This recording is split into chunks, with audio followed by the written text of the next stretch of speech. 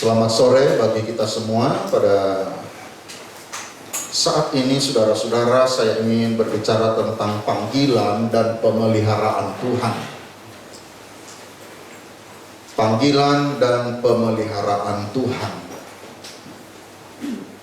Dia adalah Tuhan yang sangat bertanggung jawab. Ketika Dia memanggil kita, maka Dia juga yang akan memelihara hidup kita.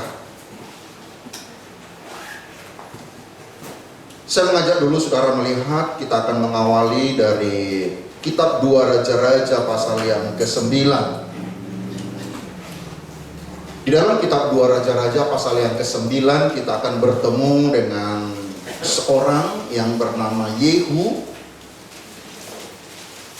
Ketika dia bertemu dengan Tuhan lewat pengurapan yang dilakukan atau disampaikan oleh seorang nabi pada waktu itu, maka Yehu menjadi orang yang berbeda, saudara-saudara. 2 Raja-Raja pasal yang ke-9 ayat pertama sampai ayatnya yang ketiga. Seorang sebenarnya orang yang biasa, tetapi ketika dia bertemu dengan urapan Tuhan, orang ini berubah secara luar biasa. 2 Raja-Raja pasal 9 ayat pertama sampai ayat yang ketiga. Bapak Ibu perhatikan, saya akan baca firman Tuhan berkata demikian. Judul perikopnya adalah Yehu menjadi Raja Israel. Kemudian Nabi Elisa memanggil salah seorang dari rombongan Nabi dan berkata kepadanya, "Ikatlah pinggangmu, bawalah buli-buli berisi minyak ini dan pergilah ke Ramot Gilead. Apabila engkau sampai ke sana, carilah Yehu bin Yosafat bin Nimsi. Masuklah, ajak dia bangkit dari tengah-tengah temannya dan bawalah dia ke ruang dalam. Kemudian ambillah buli-buli berisi minyak itu, lalu tuangkan isinya ke atas kepalanya dan katakanlah, beginilah firman Tuhan, telah kuurapi engkau menjadi raja atas Israel. Sesudah itu bukalah pintu, larilah dan jangan berlambat-lambat." Bapak Ibu yang diberkati Tuhan, kebudayaan salah satu yang paling berpengaruh di dalam dunia ini sampai saat ini adalah kebudayaan Yunani. Kalau kita belajar, saudara-saudara, begitu banyak orang-orang hebat dan begitu banyak ajaran-ajaran filsafat-filsafat Yunani yang kita kenal sampai hari ini, saudara-saudara. Di sekolah-sekolah pendidikan kita mengenal ada banyak pelajaran-pelajaran yang ditinggalkan oleh orang-orang hebat dari Yunani, saudara-saudara. Kita sering mendengar orang yang bernama Aristoteles. Dia adalah seorang filsuf Yunani. Kemudian juga kita mengenal yang namanya Plato, Sokrates, dan sebagainya. Mereka adalah orang-orang hebat yang meninggalkan warisan di dalam peradaban manusia sampai hari ini. Nah, Bapak Ibu yang diberkati Tuhan, filsafat-filsafat yang mereka tinggalkan itu, ada banyak hal yang diyakini oleh orang, tetapi juga sebenarnya kalau kita perhatikan filsafat-filsafat mereka itu banyak bertentangan dengan firman Tuhan. Misalnya, saudara-saudara, paham yang kita kenal, ada istilah itu paham deisme. Paham deisme ini adalah sebuah kepercayaan bahwa Allah menciptakan segala sesuatu. Jadi Dia menciptakan jagat raya ini, Dia menciptakan langit dan bumi, Dia menciptakan segala sesuatunya. Tetapi paham ini berkata begini, saudara-saudaraku, setelah Tuhan menciptakan segala sesuatunya itu, maka Allah menarik diri dari ciptaan itu. Artinya, saudara, dia sedang berkata bahwa Allah membiarkan segala sesuatunya itu berjalan. Paham deisme ini punya pemahaman seperti itu. Segala sesuatu yang berjalan di dalam dunia ini bukan lagi dikendalikan Tuhan, bukan lagi diatur oleh Tuhan. Semuanya berjalan semaunya sendiri. Tetapi sebagai orang-orang percaya, saya ingin katakan pada sore hari ini kepada kita semua, Allah sampai saat ini tetap mengendalikan segala sesuatunya. Tidak benar bahwa Tuhan menarik diri dari ciptaan itu, saudara-saudara. Sebagai bukti daripada kehadiran Tuhan, keterlibatan Tuhan dalam kehidupan kita, ketika kita membaca Alkitab, kita mengenal istilah bahwa Dia adalah Allah Immanuel, Dia Allah yang selalu menyertai kita. Dia Tuhan yang tidak pernah meninggalkan kita. Termasuk juga Bapak Ibu yang diberkati Tuhan, ketika Dia memanggil kita, maka Dia juga pasti memelihara kita. Dia terlibat di dalam kehidupanmu. Dia ada di dalam kehidupan kita. Dia memanggil kita, tetapi sekaligus Dia juga memelihara kita. Dia bukan Allah yang disinggasananya ongkang-ongkang kaki lalu membiarkan kita berjalan menurut maunya kita, saudara-saudara, sehingga kita akan mengalami hal kebinasaan. Bukan seperti itu Tuhan kita. Ketika Dia memanggil kita, Dia juga pasti memelihara kita. Dan saya percaya Bapak Ibu yang diberkati Tuhan, tidak ada pekerjaan Tuhan yang tidak akan selesai dalam hidup kita. Tuhan tidak punya proyek yang mangkrak, saudara-saudara.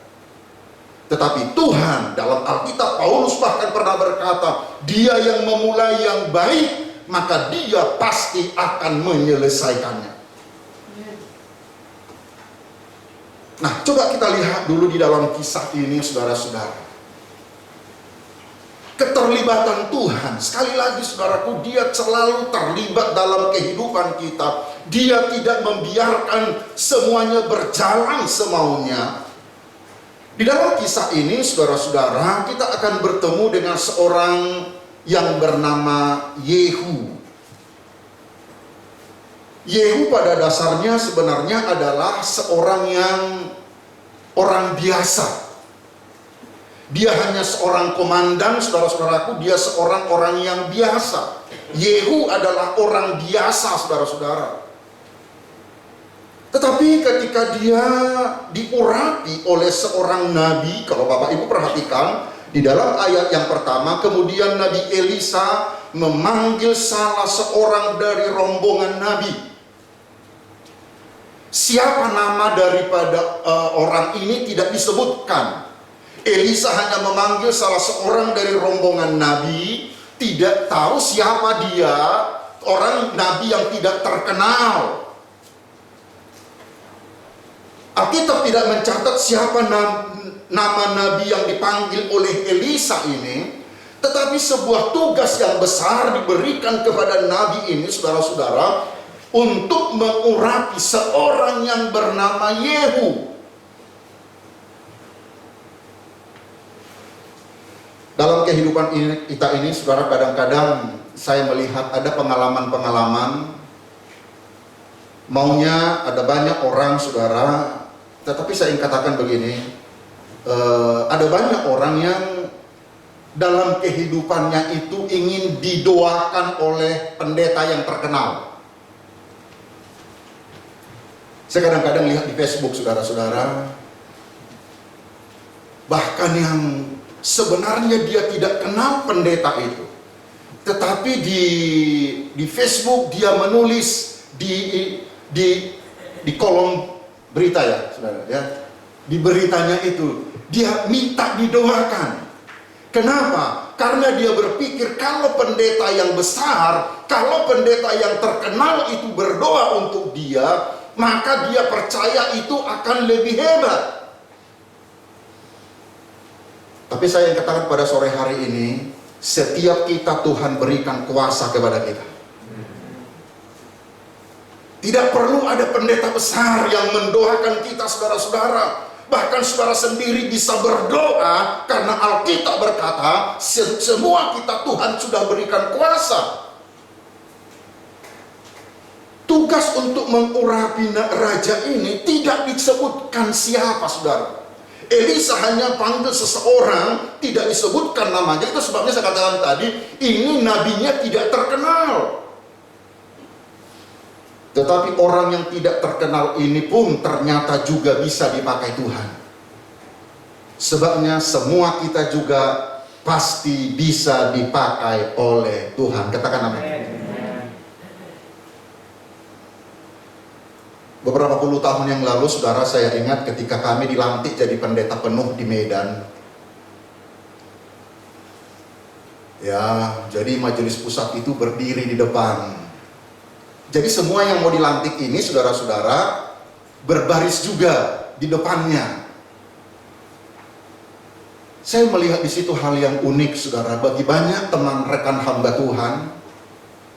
Karena majelis pusat ini, pendeta-pendeta, pemimpin-pemimpin gereja kita ini kan banyak waktu itu. Jadi ketika banyak yang mau didoakan itu, saudara, banyak orang itu pilih-pilih orang. Di situ waktu itu almarhum Om Singi masih hidup. Jadi saudara-saudaraku, kalau sudah dipanggil 10 orang, itu berebutan ke depan pendeta-pendeta besar itu, saudara. Nah, yang lucu, ada yang mau sudah berdiri di depan, tapi nggak ada orang datang kepada dia. Karena mereka banyak berpikir orang, saudara-saudaraku, kalau dia yang mendoakan saya, maka saya akan seperti dia. No, saudara-saudara. Tugas untuk mengurapi Raja Yehu, saudaraku, seorang orang biasa itu diberikan kepada seorang nabi yang tidak dikenal. Tetapi orang ini pun bisa dipakai oleh Tuhan. Perhatikan dulu, saudara-saudaraku, di dalam ayatnya yang kedua. Di dalam ayat yang kedua dikatakan, apabila engkau sampai ke sana, carilah Yehu bin Yosafat bin Nimsi, masuklah, ajak dia bangkit dari tengah-tengah temannya, dan bawalah dia ke ruang dalam. Di dalam firman Allah yang hidup, kata ruang dalam ini dipakai kata ruang khusus. Jadi Yehu sebagai seorang yang biasa, saudara-saudaraku, dia seorang panglima yang orang biasa. Tetapi ketika dia dibawa ke ruang dalam, saudaraku perhatikan, sekarang Yehu yang keluar itu sudah menjadi Yehu yang berbeda. Kenapa? Karena sekarang dia sudah menjadi raja. Apa maksudnya ruang dalam ini, saudara-saudaraku? Apa maksudnya ruang khusus ini? Disinilah ternyata, saudaraku, Yehu itu berubah dari seorang orang biasa menjadi seorang yang raja, saudara-saudara. Di ruang dalam inilah dia mengalami perubahan itu. Di ruang khusus inilah dia mengalami perubahan. Dan saya percaya sampai hari ini juga Bapak Ibu yang diberkati Tuhan, ketika kita ada di ruang dalam, di ruang khusus, di situ juga Tuhan pasti akan mengubah kita. Apa maksudnya ruang dalam ini? Saudara-saudara diberkati Tuhan, saya coba baca dan selidiki di dalam beberapa terjemahan, tidak ada catatan khusus tentang ruang dalam ini, ruang khusus ini. Tetapi coba kita perhatikan di dalam pengajaran Yesus di dalam kitab Injil Matius pasal yang ke-6. Yesus juga berbicara tentang ruang, saudaraku, ruang khusus, di mana kita akan mengalami perubahan dari orang biasa menjadi orang yang diurapi Tuhan, menjadi orang yang punya kekuatan dan kekuasaan yang luar biasa. Matius pasal yang ke-6 ayat yang ke-6. Disinilah saudaraku akan mengalami perubahan. Disinilah saudaraku akan mengalami lawatan Tuhan. Di ruang dalam inilah saudaraku akan mengalami di mana Tuhan mengubah kehidupanmu. Matius pasal yang ke-6, ayatnya yang ke-6. Kita baca bersama-sama, 1, 2, 3. Tetapi jika engkau berdoa, masuklah ke dalam kamarmu, tutuplah pintu dan berdoalah kepada Bapamu yang ada di tempat yang tersembunyi. Maka Bapamu yang melihat yang tersembunyi akan membalasnya kepadamu. Bapak Ibu yang diberkati Tuhan, ruang khusus, ruang dalam, ruang kesendirian kita dengan Tuhan itu adalah di dalam doa-doa kita. Hal yang sederhana sebenarnya, saudara-saudara. Ruang dalam bagi kita, ruang khusus di mana kita bertemu dengan Tuhan. Ketika kita bertemu dengan Tuhan, Tuhan akan memberkati kita, Tuhan akan mengubah hidup kita. Itulah yang disebutkan oleh Yesus. Masuklah dan berdoa. Jika engkau berdoa, masuk ke dalam kamarmu, tutup pintu. Hal yang sederhana, tetapi akan memberikan pengaruh yang sangat besar. Bagaimana doa-doa pribadi kita sekarang dengan Tuhan, Bapak Ibu? Bagaimana ruang dalam, ruang khususmu sekarang dengan Tuhan? Ketika kita ada di tempat itu, maka Tuhan akan mengubah keadaan kita. Tuhan mengurapi kita. Tuhan memberikan kekuatan kepada kita. Yehu yang orang biasa ketika dibawa masuk ruang dalam menjadi Yehu yang berbeda, menjadi seorang raja. Kalau Bapak Ibu membaca dalam kebenaran firman Tuhan, Daud sebelum menjadi seorang raja, kadangkala kita hanya melihat peristiwanya bahwa dia diurapi menjadi raja.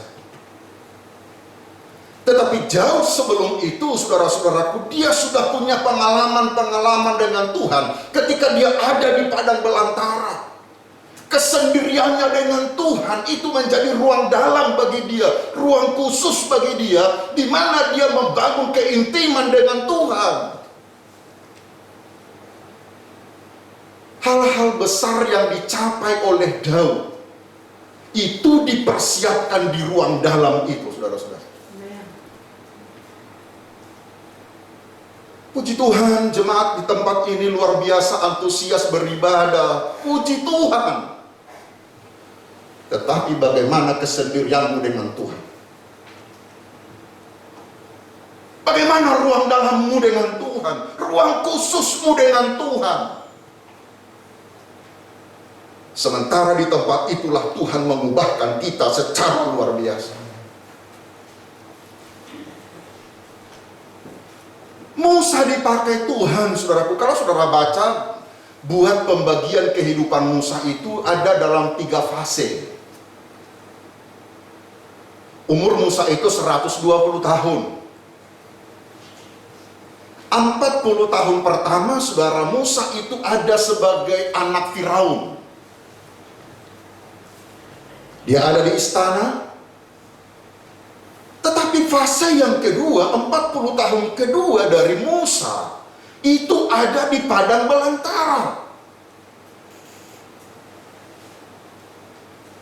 Tidak banyak yang dicatat apa yang dilakukan oleh Musa ketika ada di padang belantara, saudara-saudaraku. Tetapi itu adalah ruang khusus bagi dia. Itu adalah ruang dalam bagi dia, di mana Musa dipersiapkan untuk masuk ke fase yang ketiga. Selama 40 tahun dia memimpin bangsa Israel.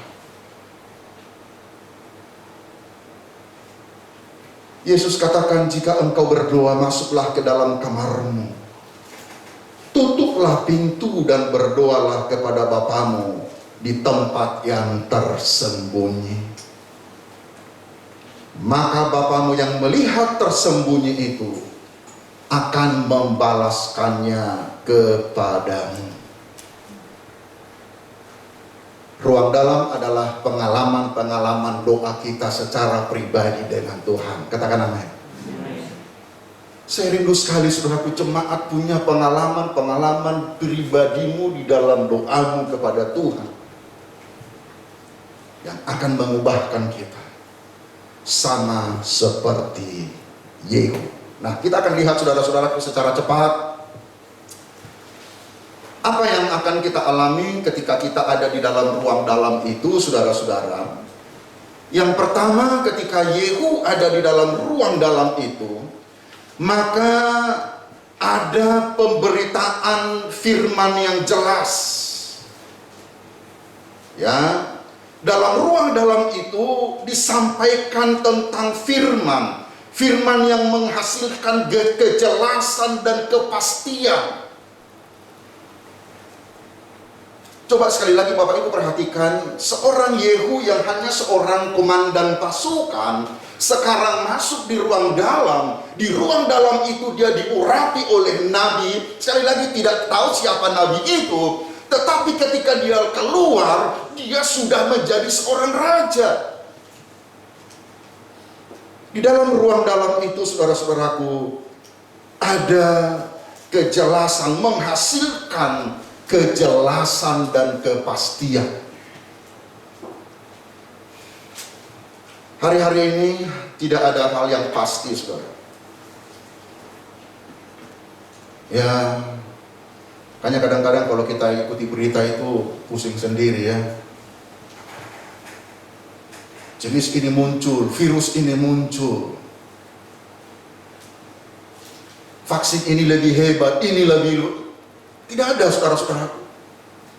Tetapi sekali lagi di ruang dalam, di dalam persekutuanmu dengan Tuhan, saudaraku akan menerima kejelasan dan kepastian dari Tuhan dalam hidup kita.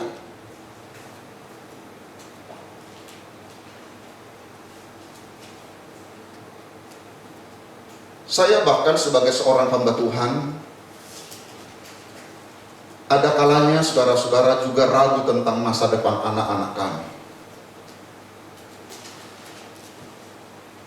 Ada masa, itu sebabnya Bapak Ibu yang diberkati Tuhan, saya sering bicara sama tante, dan saya katakan, kita memahami dan mengerti bagaimana kegalauan dari banyak orang tua pada hari-hari ini tentang masa depan anak-anak mereka. Karena kita juga mengalami, saudara-saudaraku, ada masa dalam kehidupan ini, kita ragu dengan masa depan anak-anak. Gak tahu, gak jelas. Tetapi sekali lagi, saudara-saudaraku, ketika saya datang ke dalam tangan Tuhan, ketika saya berdoa dan menyerahkan keraguan itu ke dalam tangan Tuhan, ada kekuatan yang Tuhan berikan. Kejelasan.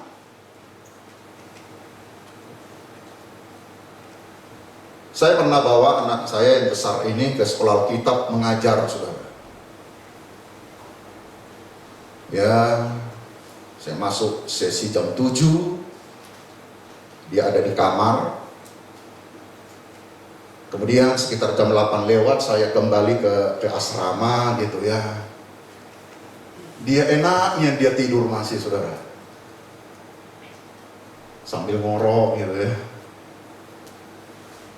Waktu saya lihat dia lagi ngorok begitu, saudaraku, saya katakan tadi, ada kalanya kejelasan masa depan anak-anak itu kita ragu. Dia enak tidur, saya nangis. Kenapa? Saya mulai berpikir begini, gimana nanti masa depan anak-anak ini? Saya cerita waktu kami makan di sini, dia bilang begini, "Pak, jangan ngomong begitulah, Pak." Ya, maksud saya bukan untuk membuat dia terintimidasi dengan kata-kata itu. Tetapi saudaraku, di tengah-tengah keraguan itu saya datang ke Tuhan. Saya masuk ke ruang dalam dan Tuhan teguhkan saya. Kalaupun sampai hari ini, saudara. Tetapi saya ingin katakan kepada kita semua jemaat yang diberkati Tuhan, di dalam ruang dalam itu ada kejelasan firman Tuhan. kekhawatiran kita, ketakutan kita, kecemasan kita. Di ruang dalam itu ada kejelasan firman Tuhan. Dan itu menguatkan kita, menghiburkan kita, meyakinkan kita. Tidak peduli sesulit apapun masa depan kita, saudaraku, kita percaya ada kejelasan firman Tuhan dalam hidup kita.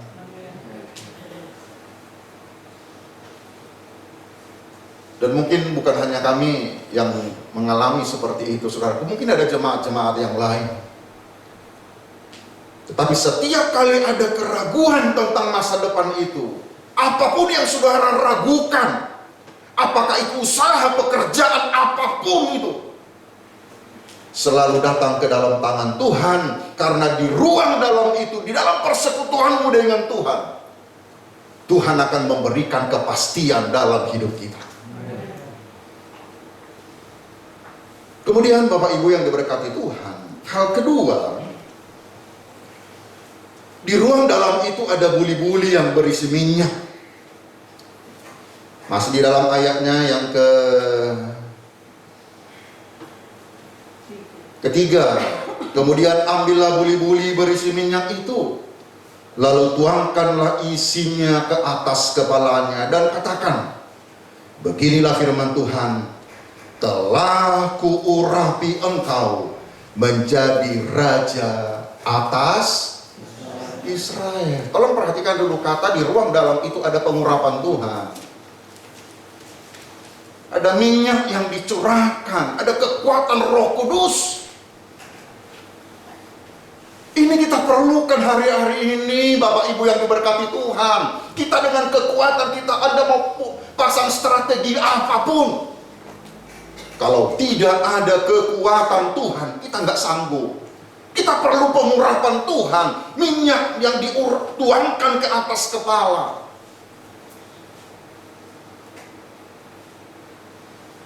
Di dalam ruang dalam itu, bukan hanya kejelasan, tetapi juga ada pengurapan. Bicara tentang kekuatan kuasa Roh Kudus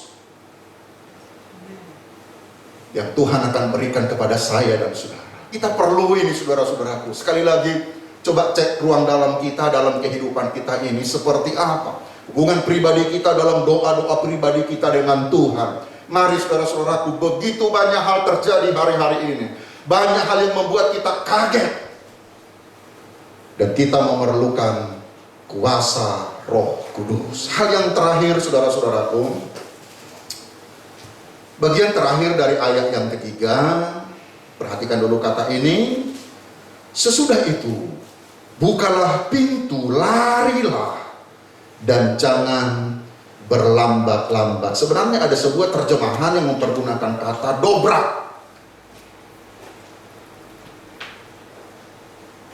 Ketika seseorang ada di dalam ruang dalam, ada kejelasan pimpinan Tuhan, kemudian juga dia diurapi. Hal yang ketiga adalah kita akan mengalami hal-hal yang luar biasa, mendobrak hal-hal yang tertutup. Ada kekuatan kuasa yang memampukan kita untuk kita bisa melihat pintu-pintu yang terbuka. Ketika semua pintu tertutup, Tuhan memberikan kepada kita kejelasan tuntunan Tuhan. Kalau saudaraku membaca di dalam kisah perjalanan bangsa Israel, Tuhan melakukan sesuatu hal yang luar biasa. Dalam kitab Keluaran pasal yang ke-14, bagaimana Tuhan membuat jalan di tempat yang tiada jalan. Dengan cara yang ajaib, dia membuka. Dan kita katakan tadi, dikatakan lari cepat-cepat, dobrak. Keluaran pasal yang ke-14, ayatnya yang ke-16, kemudian kita melompat ke ayat 21 sampai 22. Keluaran pasal yang ke-14, ayat yang ke-16, dan engkau angkatlah tongkatmu dan ulurkanlah tanganmu ke atas laut, dan belalah airnya, sehingga orang Israel akan berjalan dari tengah-tengah laut di tempat yang kering. Ayat 21 dan 22, lalu Musa mengulurkan tangannya ke atas laut, Dan semalam-malaman Tuhan menguakkan air laut dengan perantaraan angin timur yang keras, membuat laut itu menjadi tanah kering, maka terbelahlah air itu. Ayat 22 kita baca bersama-sama, 1, 2, 3. Demikianlah orang Israel berjalan dari tengah-tengah laut di tempat kering, sedangkan di kiri dan di kanan mereka air sebagai tembok bagi mereka. Dengan iman saya katakan saudara, Tuhan bisa membuat pintu, Tuhan bisa membuat jalan ketika tiada jalan. Masuklah ke ruang dalam, ke ruang khusus secara pribadi dengan Tuhan. Maka Tuhan akan menyatakan kuasanya, menyatakan kemuliaannya, dan membuka pintu ketika tidak ada pintu. Tutup Alkitab saudaraku, mari kita bangkit berdiri. Saya masih terus akan mengajak saudaraku membangun keintiman dengan Tuhan, kebersamaanmu secara pribadi dengan Tuhan, karena itulah yang memberikan kekuatan kepada kita pada hari-hari ini. Hanya dekat Allahku, rasa tenang hatiku, ingin selalu bersekutu denganmu. Haleluya.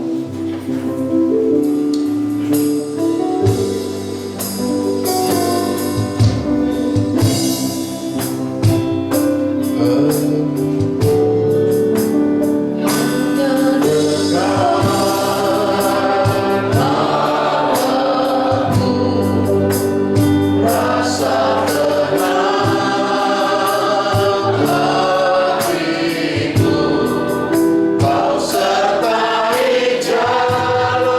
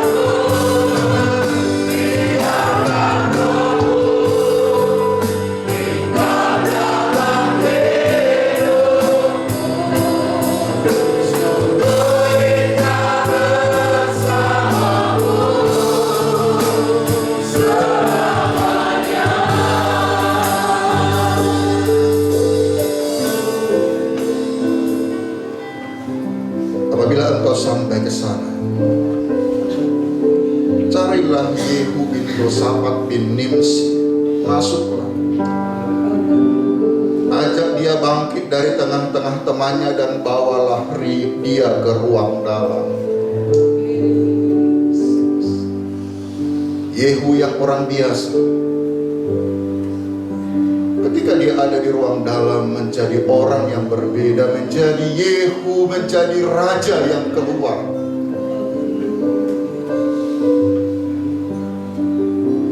Kalau hari ini engkau datang dengan sebuah kekhawatiran, hari ini engkau juga ada di ruang dalam persekutuanmu dengan Tuhan. Ada Tuhan di sini, ada Roh Kudus di sini yang akan memberikan kekuatan kepadamu.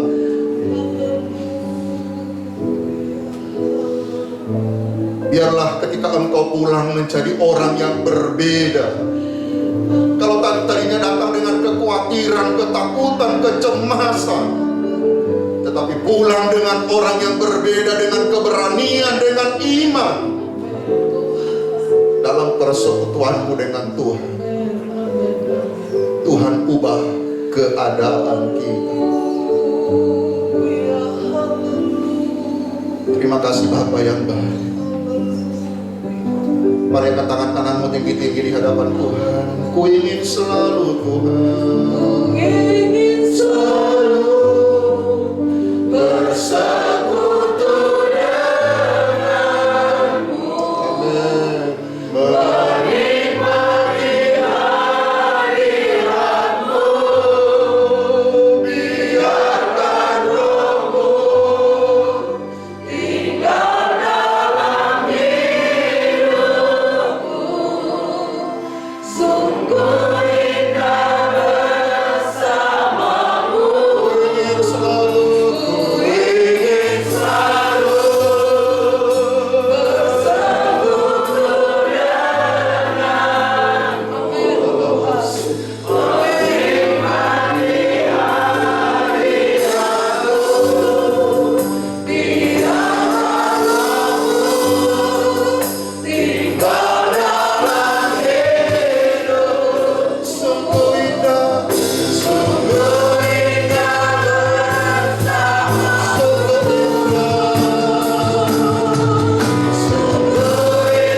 bersamamu. Sungguh indah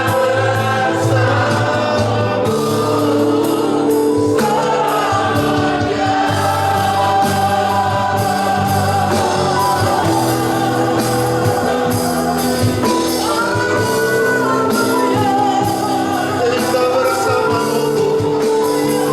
Indah bersamamu.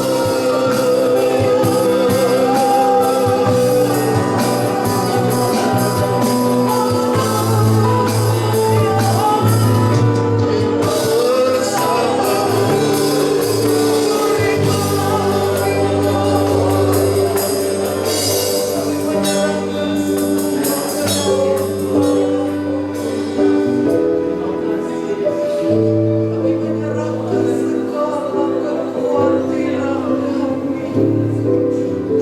Kami menyerahkan segala pergumulan kami. Kami menyerahkan segala Roh Kudus, kesalahan kami. Roh Kudus, Sembuhkan kami, Roh Kudus. kuatkan, teguhkan kami. Engkau ubah ratapan kami menjadi tarian. Haleluya. Kain kabung kami Engkau koyakkan Tuhan. Keputusasaan menjadi keyakinan, kelemahan menjadi kekuatan, ketiadaberdayaan menjadi kekuatan dalam nama Yesus. Terima kasih Yesus. Masa depan kami adalah masa depan yang diberkati Tuhan. Masa depan anak-anak kami adalah masa depan yang diberkati Tuhan.